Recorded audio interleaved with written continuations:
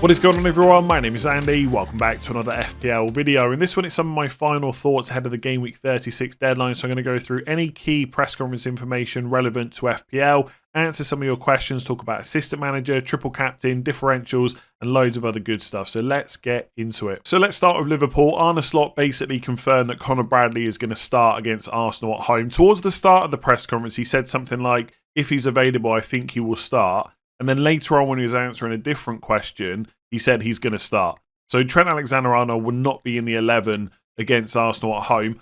I don't think anyone should be looking to buy Liverpool players anyway right now. Like, Bradley's not bad for Brighton away and Palace at home. And if I had him in my squad, I would probably keep hold of him, unless I've got the luxury of spending moves on defender transfers. But there's still no guarantee he will start every single one. I think he probably will, but maybe Arne Slot gives Trent the last game at home.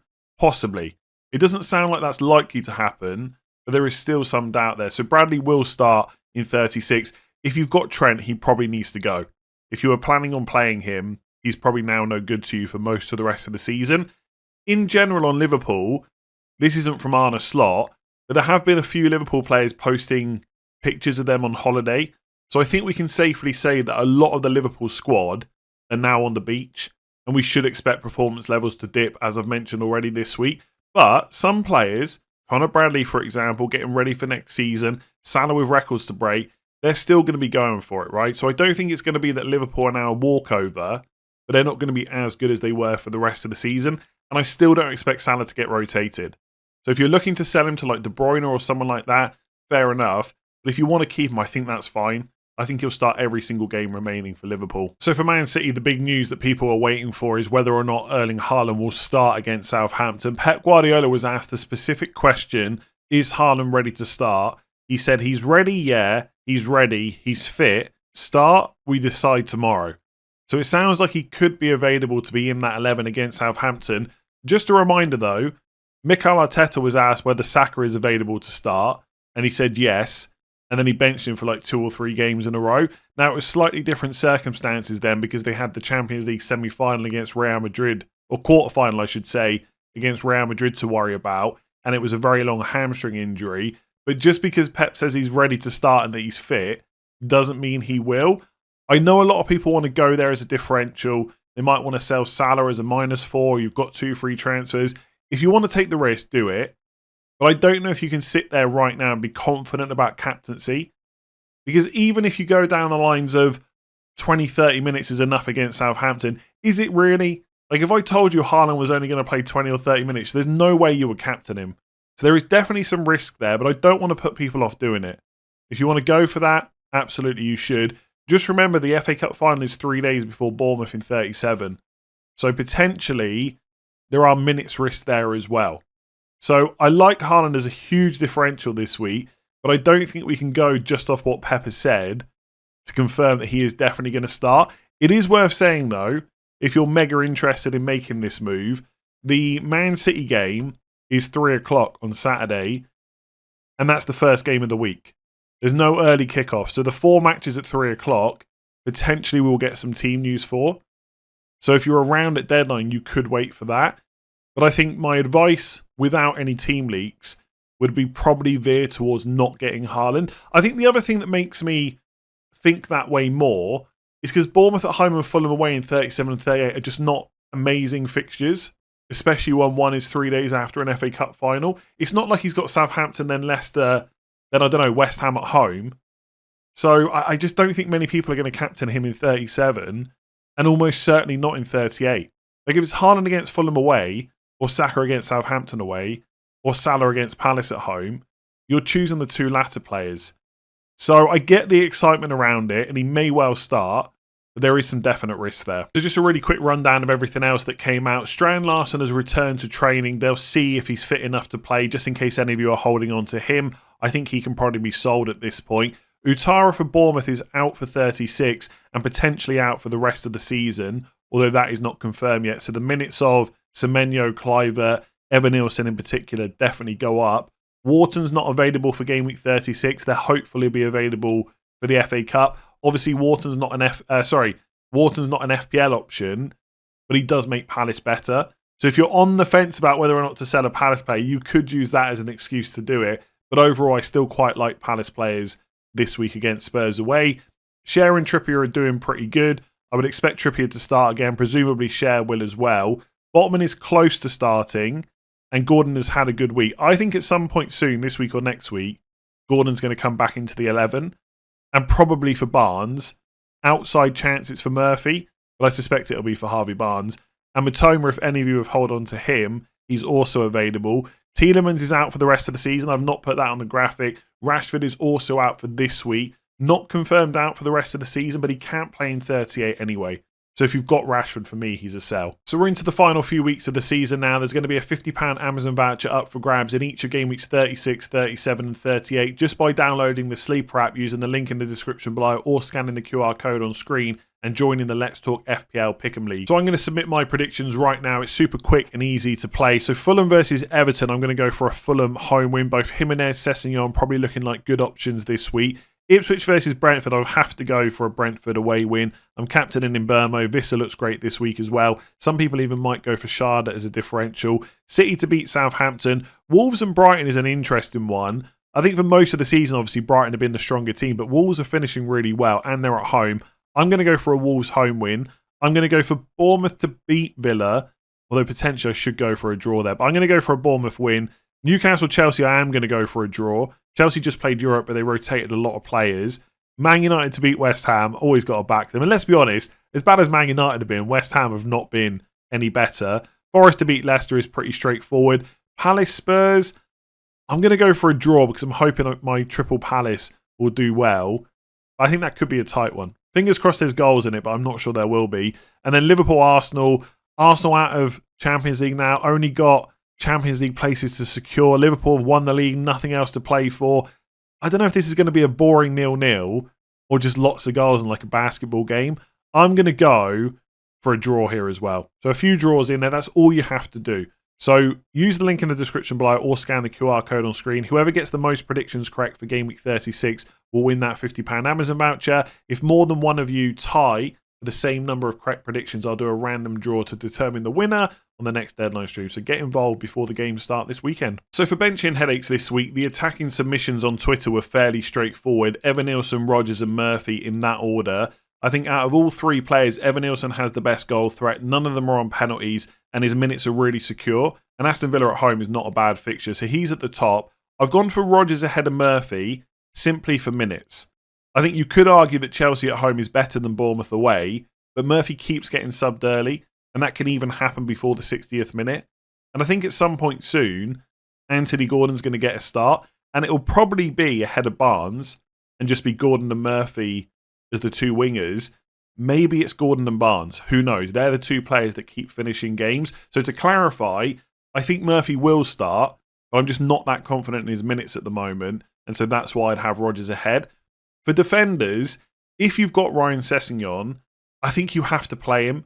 There's always going to be that slight doubt about whether he's going to be in the 11, but if he is, it's right wing, often. And there's a decent chance of a clean sheet against Everton as well. So I would play him. Munoz and Aït-Nouri I found really difficult to split.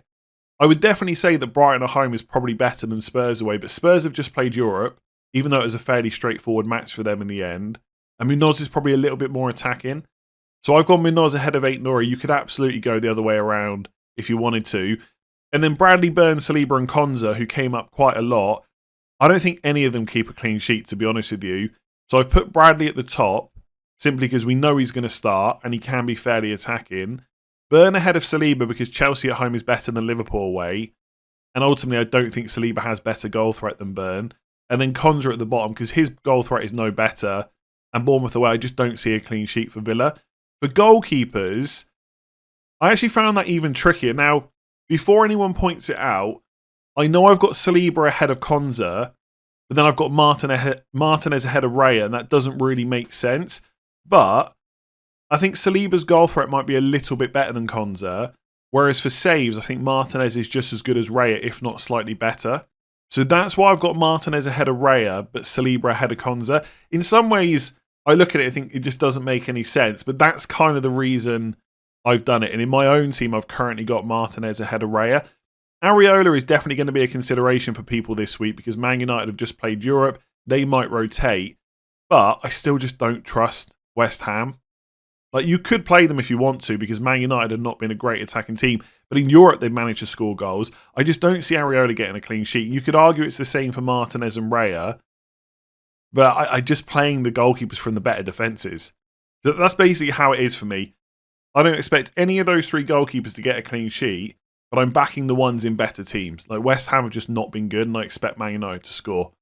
But those three decisions are super close. Like, if you want to play Konza ahead of Saliba, do it. If you want to play Raya ahead of Martinez or Areola ahead of all of them, you should do it. Like, it's almost coin flip territory for these decisions. So I've had quite a few questions this week about differential options to end the season. A lot of those questions were specifically about mini leagues. And I'll say again, if you've got one mini league that you really want to win, then all that matters in terms of differentials is who the rest of that mini league have. So for example, if you're 20 points behind the person in first place and you're in second, and you know they're going to buy Wissa and they don't own Chris Wood, then in your mini league, Chris Wood is a massive differential. Whereas if someone said to me, I'm going to buy Chris Wood as a differential for overall rank, I would say that's fine. He's a good option, but he's not a massive differential because his ownership is going to be quite high because a lot of people are bringing him in this week. So in your mini league, if that's all you're focused on, then make sure to look at who everyone else has got. Because, I don't know, let's say they don't own Kevin De Bruyne and they're not going to bring him in. All of a sudden in your mini league, that is a massive differential. Is Kevin De Bruyne a massive differential in terms of overall rank? Not really. His ownership's about 25% in the top 100k. That's only going to climb this week. So he's differential-ish, but not massive. So please keep that in mind for your mini leagues. You need to see who everyone else has got and what they're likely to do. In terms of players with quite low ownership at the moment overall, I would say Bournemouth attackers, so like Evan Nielsen and Kluivert, are huge differentials. They will get brought in before Leicester at home. So their ownership will go up in Game Week 38. But right now they've got Villa at home, City away, Leicester at home to end the season. You could definitely look at them. Ollie Watkins, huge differential for Aston Villa. Bournemouth away, Spurs at home, Man United away. Bearing in mind that Spurs at home, Man United away, like Spurs at home in particular in 37 is 5 days before the Europa League final. Presumably, Spurs will rotate in that game. And then the Man United game is after the Europa League final.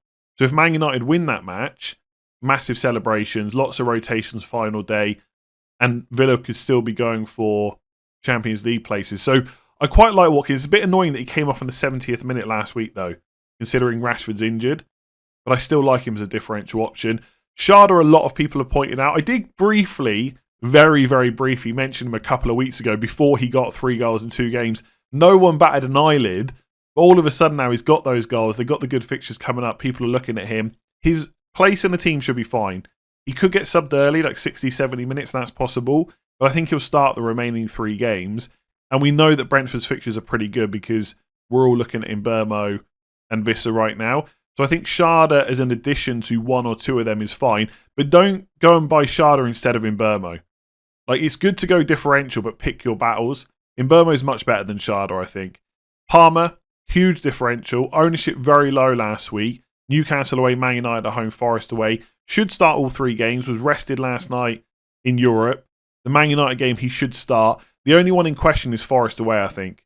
Because if Chelsea have got Champions League places wrapped up and they've got their European final, presumably Palmer will start that.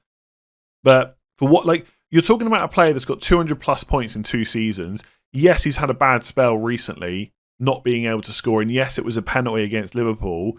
But he's capable of so much, and hardly anyone owns him. I think on this list, he's the one with the most potential to be a massive differential for you, and potentially even a captaincy option in 37. And then Elanga. If you want an attacker that's not Chris Wood, Leicester at home, West Ham away, Chelsea at home, I would expect him to start all of those games. But it's worth saying every now and again he does get benched. So he's not fully secure. He's not like I was going to say Bruno Fernandes, but even he's not fully secure right now. But earlier on in the season, right, you'd never expect Fernandes to be benched. Elanga's not that player, but I think he will start those 3 games.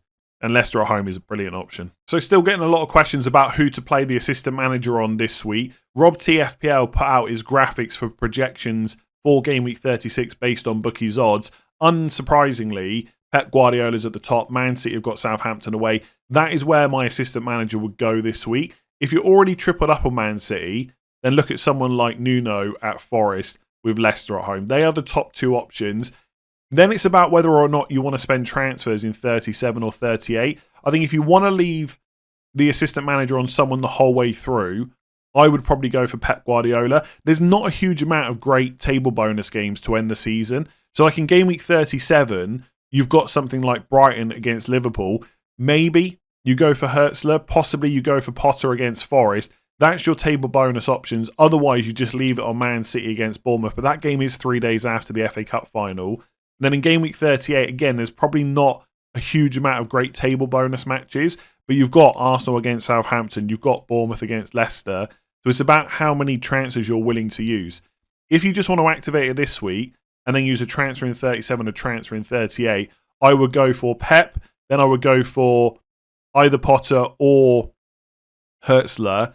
And then in 38, I would go for Arsenal or Bournemouth, probably. If you only want to use one transfer, then just go Pep for 36, 37, then make your decision in game week 38. But keep in mind which players you might want. Like if you're sat there with Kluivert and Kerkez left over from previous weeks and you want to buy Evan Nielsen in 38, then you need to leave an Arsenal spot open instead because you can't have 3 Bournemouth players and the manager as well. Unfortunately, there's not a great set of fixtures where someone who's doing, like a Wolves, for example, who are doing really well at the moment, don't have 3 table bonus games because they've gone so far up the league. So it's not the greatest time to play it, but also you've got no other choice. So activate it this week on Pep or Nuno and then make your decisions about how many transfers you want to use afterwards. So a few people still working out when to use their triple captain. You've got a few options in each of the remaining game weeks. So game week 36, De Bruyne versus Southampton away or Mbeumo versus Ipswich away. Game week 37, Palmer versus Man United at home or Salah versus Brighton away. But to be honest with you, Salah versus Brighton away triple captain with the other options on this list just doesn't feel great at all. So I definitely wouldn't do that. But he is probably the second best option in 37. 38, Salah versus Palace at home, which is definitely better than Brighton away. And then Saka versus Southampton away. And then maybe a punt on a Bournemouth player like Evan Nielsen or Kluivert against Leicester at home. I think if you want to play it safe in terms of guaranteed minutes, penalties, etc., it's in Mbeumo this week. Because in game week 38, Salah and Saka will probably get good minutes, but you never know what's going to happen by that point. Maybe one of them gets injured or something like that. So I think if you want a guaranteed starter for 90 minutes with penalties, it's in Mbeumo this week. If you want to go a little bit more different, it's De Bruyne. Now, De Bruyne is not a massive differential at this point. He's the most transferred in midfielder, over 300,000 transfers in this week. His ownership was already getting quite high last week. But in terms of triple captaincy, he is going to be a differential. Not many people have the chip left. So if you want to go this week to get the chip played, and there is some value in doing that because in future weeks, injuries and suspensions can happen, De Bruyne is the one. Like I said, the safe pick is in Mbeumo. I quite like Palmer in 37. That's a huge differential, I think. By the time we get to 37, more people will be talking about him as a captain option because there's not a huge amount of standout players in 37, but I don't think many people are going to buy him. I really don't. His ownership was super low last week. I saw people posting that it was like 3% effective ownership. He's had 50,000 transfers in this week. I don't think that climbs massively next week. So Palmer's a huge differential. And then the safer options on the last day are like Salah and Saka. If all these games were being played this week, I would probably go Saka versus Southampton because I think his underlying numbers this season are as good as De Bruyne, if not better, and he's on penalties. But because it's 2 weeks away, I'd be tempted just to play it this week on De Bruyne instead.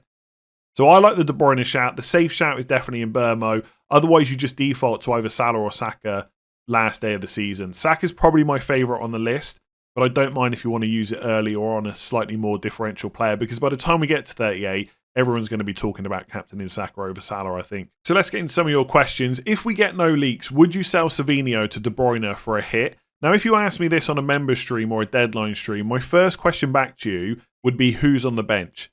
Because you could play that player instead and bench Savinho. So let's say you've got Morgan Rogers on the bench. Then the question is De Bruyne worth a -4 over Rogers, who's going to play 80 to 90 minutes, albeit in a more difficult fixture against Bournemouth? And most of the time, I would probably say avoid the hit.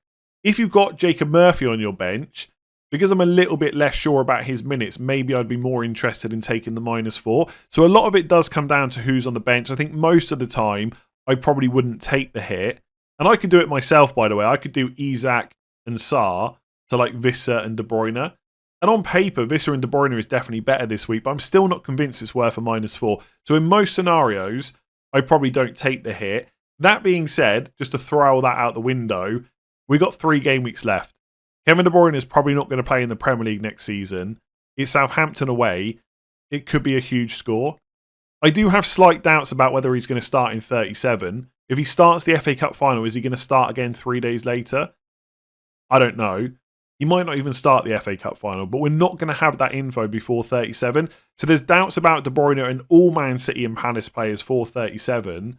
But for 36, he looks great. And so if you've got Savinho and you're sick of him and you want to take the hit to get De Bruyne, then you're going to move him on to Palmer or Saka. I quite like it, to be honest. I think most of the time I wouldn't do it. If this was game week 6, I'd probably say no. And I'm still not convinced it's worth it. But it's also quite a fun hit to take at this stage of the season. Why not? Go for it. So is selling Isak for a hit crazy? Now, I never like labelling people's thoughts about transfers as crazy, but I will say it's a lot more difficult to justify selling Isak for a hit than it is Savinho. Like, Savinho might not start any of the remaining 3 games for City. That is a possibility. And if he doesn't, he could come off the bench for 5-10 minutes in each of them and just get you 1-pointers. Whereas with Isak, yes, he's got Chelsea at home, Arsenal away, Everton at home. Not great fixtures. But 2 of them are at home. Isak's absolutely nailed. His minutes are great. And he's on penalties as well. So I think if you told me the combination of transfers you're thinking about, like Isak and another player for a hit, I think most of the time I would say it's not worth it. I just don't think you can justify in a good way of selling Isak for a hit. And I'm sure it's something like Isak to Wood or Wissa and then upgrading a midfielder to De Bruyne. I'm still not completely convinced that is worth it. Again, if you're sat there, as some people probably are, with like Rashford who's injured, Savinho who might not start, Murphy who you're getting a bit worried about with minutes, maybe in that situation to upgrade one of those players, yes, I would do it. But if you're sat there with a team similar to mine, where you know all your midfielders are very likely to start, I think it's so much harder to justify. Like, I could do, as someone pointed out on the member stream yesterday, Isak to Wissa, and that would give me enough money to go Rodgers or Sarr. Probably I would go Sarr because of the FA Cup final and Liverpool away last day of the season to De Bruyne. Right, I can do that. And I suspect there's a lot of people watching this video right now saying, why would you not do that? You get 2 players for Southampton and Ipswich, and it is playing on my mind a little bit. I'm not saying I won't do it, but for a -4, I'm just not convinced. Like, Isak's more than capable of getting points against Chelsea, and Sarr's going to play a Spurs team that have just played in Europe and will probably rotate a few players. So is it worth a -4? I don't know. If you're doing something like that and the players you're taking out are a little bit dodgy for minutes in midfield, fair enough, right? Maybe I would do it. But for most people, like I said at the start, it's quite hard to justify a hit for Isak, I think, even with Chelsea at home. But let me just say this. I am reserving the right to change my mind. I might get to the deadline stream on game week 36 and think, what the hell? I'm going to bring in 2 attackers with Ipswich and Southampton and just go for it. But I think the normal thought process for me would be no. Just don't take a hit for Isak. So would you keep Mateta this week or sell to one of Wood or Wissa? Now, I'll talk about Wood or Wissa in a minute because there's another question about that. On Mateta specifically, I think he's more than okay to hold and play this week. I think he'll start. I think Palace will do okay against Spurs. I'm not saying they'll score 4 or 5 goals, but they're capable of scoring like 1 or 2. And I know Mateta hasn't been great for FPL recently, but we know there's a quality player there. He may well take the next penalty. Him and Eze might be alternating. That could be a thing. Maybe it's that Eze will take until he misses, but it might just be that Mateta takes the next one. So for game week 36 specifically, I think he's okay. But Wolves at home in 37, he's not guaranteed to start 3 days after the FA Cup final. I've said this many times already this week. If they win, lots of celebrations. You don't know what team's going to get put out. And if they lose, well, they might just use it as a bit of an excuse to rotate a couple of players. Like Nketiah comes in, and then it's Liverpool away. 38. So although I think Mateta is fine this week, and if you've got other fires to put out, definitely keep him, I do think you're probably going to want to sell him in 37 or 38 anyway, so why not get a good fixture from a different forward this week? So essentially, if you're going to sell him next week anyway, I'd probably just do it this week. If your question then is, well, if I'm going to do it next week, should I just take a hit this week? No, I don't necessarily think you should do that. I think you should just wait until 37. But if you can move to Wood or Wissa or Cunha or Evan Nielsen, whoever it is, for free this week, specifically Wood or Wissa because they're playing relegated sides, I'd be pretty tempted to do it because I don't think many people are going to want to keep Mateta for 37 or 38. So this is the follow-up question. Who would you buy this week, Wissa or Wood? Now, I really do think this is a super close decision. Like, it is almost just coin flip territory. Flip a coin and let that be your decision maker. I think for a lot of people, because Wood's only got 1 goal in 8 games, they're a bit put off going for him. But he does have 2 home fixtures in the last 3. One of them is Leicester at home. This week specifically, I'd rather have Wood than Wissa. So try not to let the last 8 games put you off too much. Form can change at any point. For me, this is still the same Chris Wood as earlier on the season. Maybe Forest are starting to struggle a little bit. Maybe Chris Wood is knackered after a long season. Whatever narrative you want to choose. But I still think he's pretty good for the final 3 game weeks. But for me, I trust the Brentford defence more than the Forest one. I've been pretty consistent with this all season. Forest have overperformed. They're in the bottom 5 for expected goals for all teams, right? And I know earlier on in the season when Chris Wood and Elanga and Hudson-Odoi, etc. were scoring plenty, it was just, well, they're clinical, they're in good form, etc. But it catches up to everyone at some point. And it might be that Forest go and smash 5 past Leicester. That's absolutely possible. But there is 3 game weeks left. And I think for those 3 game weeks, I would just trust Brentford more. And it's not that Brentford have nothing to play for. Forest are trying to get Champions League places. Brentford are trying to get into Europe. So I would probably just about take Wissa because his open goal threat is just better than Wood. He gets more chances. It might be that Forest get 3 penalties and Wood scores all of them. But if they get no penalties, I trust Wissa to score more than Wood. But please bear in mind, I would have said that 5, 10, 15, 20 weeks ago. And I was wrong about Chris Wood for most of the season. So I'm probably not the best person to speak about this. But I do genuinely think for the final 3 game weeks, it's super close. I would choose Wissa, but I would not be surprised if Chris Wood just continues to do well, as he has done for most of the season, albeit not the last 8 game weeks. So for my team, the decision is still the same. Do I roll the transfer or do I sell Alexander Isak to give me the money to get Palmer or Saka in 37? And I'll come on to that in a minute. Goalkeeper-wise, I'm still playing Martinez ahead of David Raya. I've backed Arsenal defence so much this season, I am tempted to switch, especially with the fact that Liverpool are basically on the beach. Like, some of their players are literally been on the beach this week, but I just think that neither are keeping a clean sheet. I think Martinez might be a little bit better for saves in a game like that. Like, I've got Evan Nielsen up against Martinez, but even if I play Raya, I've got Salah, so that makes no difference. So I'm still on Martinez. Back 3, Nico Williams, Munoz, Vardio. Super happy with that. I think that looks pretty good. Midfield, I'm also fairly happy with this week. Sarr, Eze, Salah and Mbeumo. Mbeumo is my captain. I don't see that switching. And then up front, Evan Nielsen, Villa at home, Isak, Chelsea at home, and Marmoush, Southampton away. I think the key players that I don't own this week that other people will is De Bruyne is going to be massively popular. And then like one of Wissa, Wood or Cunha. I would like one of those players. But there is part of me, and this is probably not very logical thinking, but then I'm not very logical half the time. If I end up getting the wrong one, that's not going to feel great. So let's say I buy Wissa, but it's Chris Wood that smashes it. That's going to feel horrible. And I quite like my forwards this week. Evan Nielsen's a massive differential, and Villa at home's okay. Isak's just good, we know that. And Marmoush has got Southampton. So I kind of want to keep them all, but I know I'm going to need money next week. But by rolling, I have 2 free transfers and I leave myself in a bit more of a flexible position. So I guess there's just some doubt in my mind, which is stupid, right? It doesn't make sense because ultimately I'd just be buying a forward with a good fixture. That's all you can do and hope you get lucky. But if I do like Isak to Wissa and then it ends up being that Chris Wood was the one, I don't know, I might regret doing that because in 37 I might decide I wish that I'd sold Marmoush instead. So I think the most likely outcome is that I roll. But if I can convince myself that Marmoush is going to start the final 3 games, I think I just keep him and I sell Isak instead. Because I will want the money to get Saka or Palmer next week. And I do have to pretty much sell Isak or Marmoush. I could maybe sell Vardio instead, but I don't necessarily see me doing that because I'm probably going to play him for the final 3 games. But these are all just decisions I could put off till next week. So that's why I think the most likely outcome is I roll. If not, I will probably do Isak to Wissa. And then that will give me the money to buy Cole Palmer or Saka next week. I'm thinking a little bit about captaincy. and going slightly differential.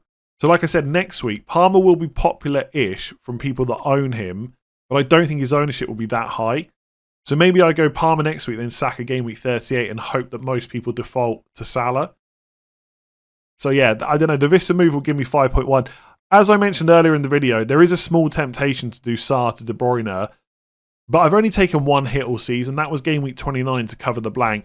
I kind of want to continue not taking hits because the last few weeks have done okay, and I'm just not convinced that, I don't know, when I say it out loud, like I'm not convinced that De Bruyne is worth 4 points over Saar, it almost sounds stupid because De Bruyne's got Southampton, and I probably will want to sell or bench Saar next week. But if I buy De Bruyne, I'm definitely selling him to Palmer or Saka in 37. So it's a 4-point hit for this week specifically. It's not like I'm going to keep De Bruyne for the rest of the season.